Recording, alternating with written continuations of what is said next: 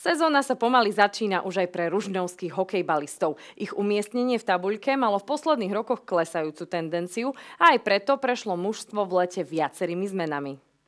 9. miesto v tabuľke či koniec sezóny hneď po základnej časti. Aj to priniesla minulá nevydarená sezóna hráčom ŠHBK Ružinov.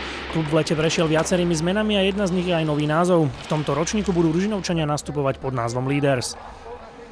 Máme tu nového generálneho sponzora, vlastne jedného veľmi dobrého pána, ktorý nám pomohol aj finančne, aj zabezpečením materiálne. To znamená, že sme zmenili názov. To bolo najmenej, čo sme mohli my urobiť a veríme, že tá zmena nás nakopne, pretože ŠHBK Ružinov posledné 3 roky mal veľmi zlé tie sezóny.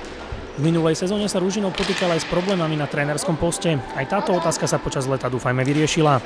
Zmenili sme trénera, vlastne vrátil sa náš bývalý hráč, výborný reprezentant Slovenska, náš spoluhráč sa stal zároveň našim trénerom.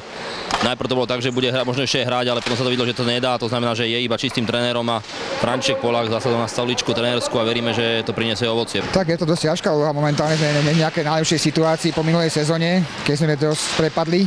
Takže tá situácia je trošku ťažká, no a sám očakávam, čo to vlastne prinesie, no uvidíme. Zmeny v kadri sa dotkli aj hráčov. Okrem Hraška odišli Slezák, Bakoš a Hrenák. Podstatne viac hráčov však do týmu prišlo. Máme tu kopec nových hráčov, hlavne vlastne sme vyťahli nejakých mladých od Dušana Danka vlastne z jeho U16.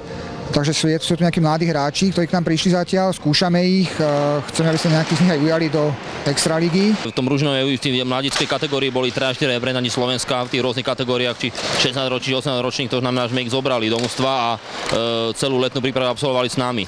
Až samotná liga ukáže vlastne, ako sú oni pripravení na tú mužskú kategóriu. Ružinov má vždy najvyššie ciele, no tentokrát sú jeho predstavitelia o niečo zdržanlivejší ako po minulé roky. Taký najvyšší cieľ je dostať do toho play-off. No, nemáme nejaké veľké oči, ale hlavne na také prvorade pre nás ten kader nejak stabilizovať, zabudovať tých mladých, aby ten kader bol nejak už na niekoľko rokov stabilizovaný a to je taká hlavná priorita, no a to play-off, keď by bolo fajn. Ružinovčania prvý zápas odložili a prvýkrát sa predstavia až teraz cez víkend. V sobotu cestujú do Martina a v nedeľu do Vrútok.